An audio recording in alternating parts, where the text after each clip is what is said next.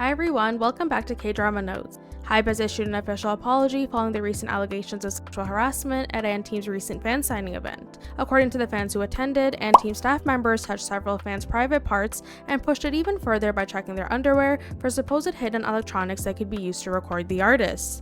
One fan even shared, quote, "It wasn't at the level of just skimming, instead they touched us here and there and even poked at us," end quote. Soon after, HYBE took to Weverse and released an official apology with regard to the controversy. HYBE started off by apologizing and sharing that fan signing events are a place where artists and fans talk one-to-one, and that if recordings are leaked to the public, it may not be good for the fan and the artist.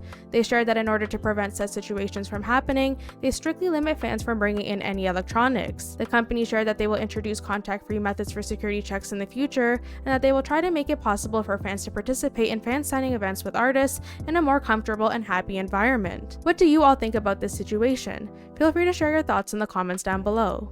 Blackpink's Jennie recently sat down to chat about her professional career and even her personal life on the Dua Lip at Your Service podcast with singer and songwriter Dua Lipa. During the episode, Jennie discussed her health and seemingly addressed the quote, lazy dancing complaints targeted towards her throughout her career.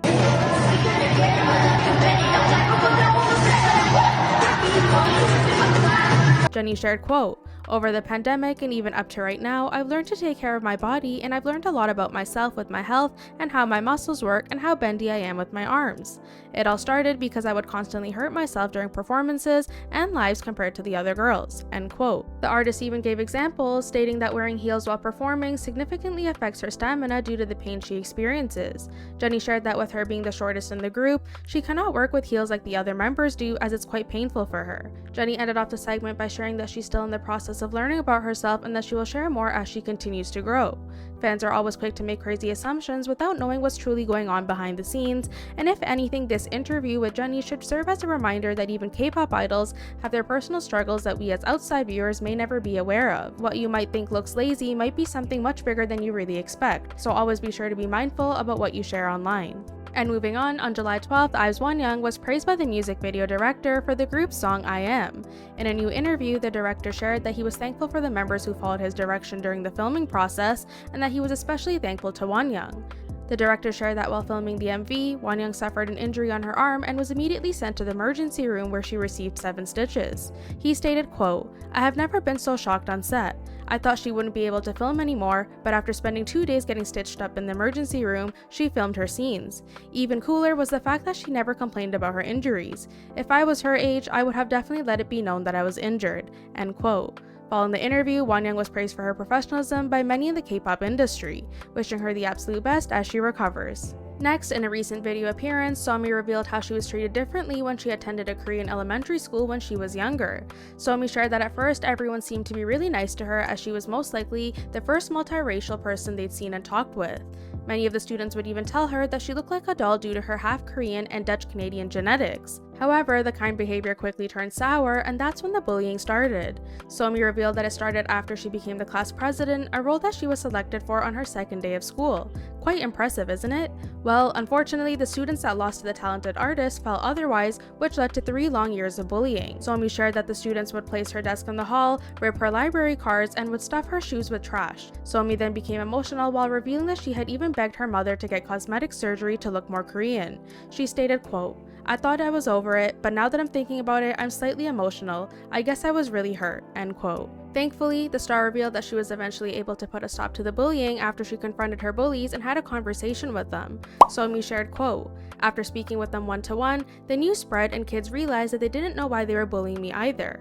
And thankfully, we were able to make up before graduating," end quote. This just goes to show how important communication is in such situations. Somi is now an incredibly successful artist known for her music, loving personality, and overall charm. Another artist known to speak her mind is K-pop soloist and rapper Jessi, who recently appeared as a guest on the Fun with Dumb podcast, where she discussed several topics, including comments about her, quote, "trying to look dark-skinned," as one of the reoccurring complaints against the artist in the recent years has been that she is blackfishing. Although Jessi wears her skin with confidence, there have been instances where she tends to look darker than her natural complexion.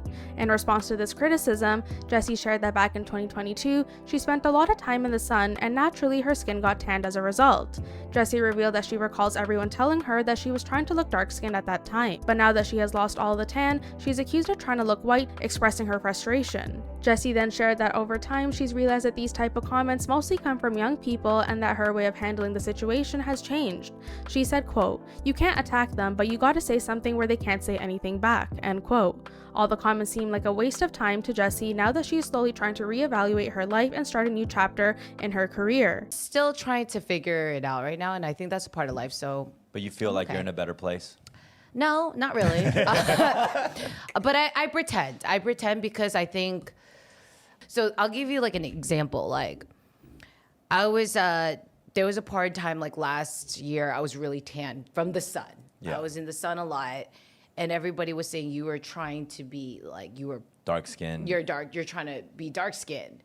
And then now I don't tan, so they're like, now you want to be white. So I'm like, what the hell do you want? Right. When it's literally just the sun. It's the sun, and like.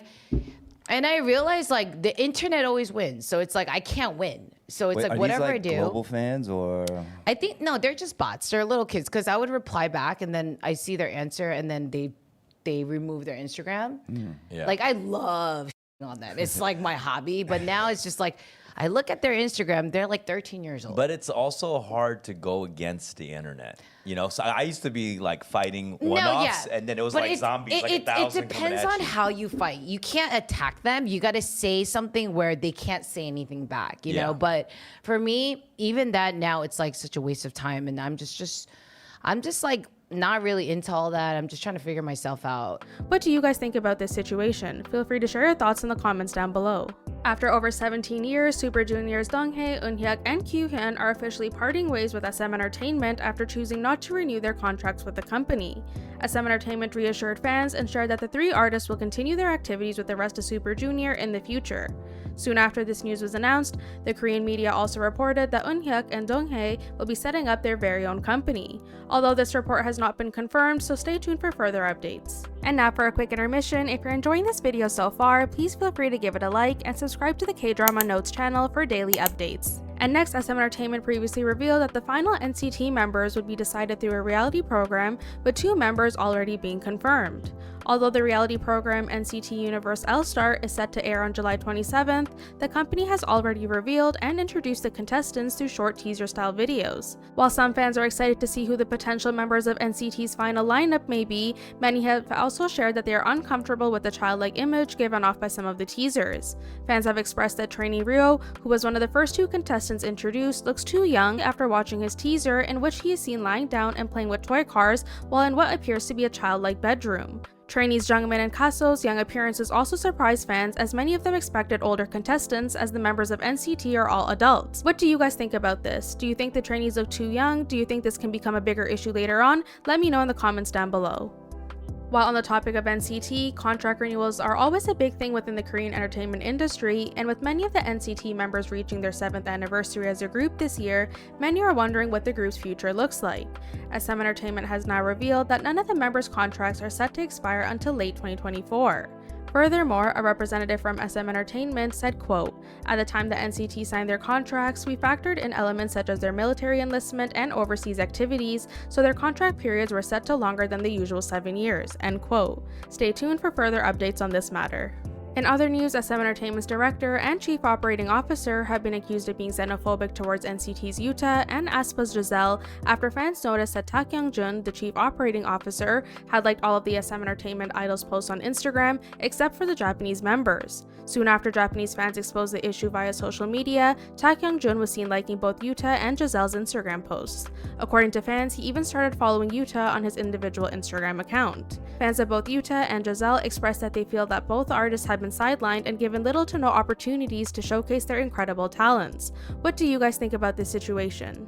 With K-pop becoming so popular over the past decade or so, it is only natural to see a huge surge in newly debuting groups. But have you heard of the upcoming all-Filipino boy group named Horizon? If not, you're in the right place. Horizon, the South Korea-based Filipino boy group formed by MLD Entertainment, is set to make their highly anticipated debut on July 24th with a full-length album titled Friendship, which is composed of 21 tracks. If you're unaware, the members of the group are winners of last year's survival show Dream Maker, also known as Dream Maker Search for the Next Global Pop Group, which aired on ABS-CBN in partnership with MLD Entertainment and Camp Korea. Just like Mnet's famous produced series, the contestants went through intensive training for a chance to debut in the ever-growing K-pop industry.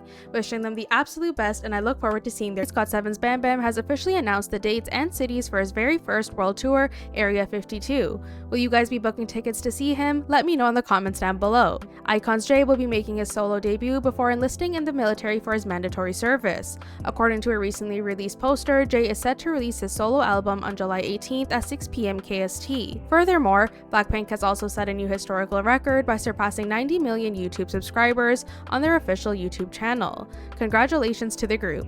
EXO made their first group comeback in over 2 years with their new full-length album, Exist, on July 10th, and by the end of the day, the album had already sold over 1 million copies, breaking EXO's previous first week of sales record on just its first day of sales alone. Congrats to EXO. And last but not least, BTS's Jungkook has officially become the first male and Korean artist to surpass 15 million first day of streams on his official debut single 7 on Spotify. The only other artist to do so is Taylor Swift, so congratulations to Jungkook. As always, thank you so much for watching, and see you in the next video. Bye!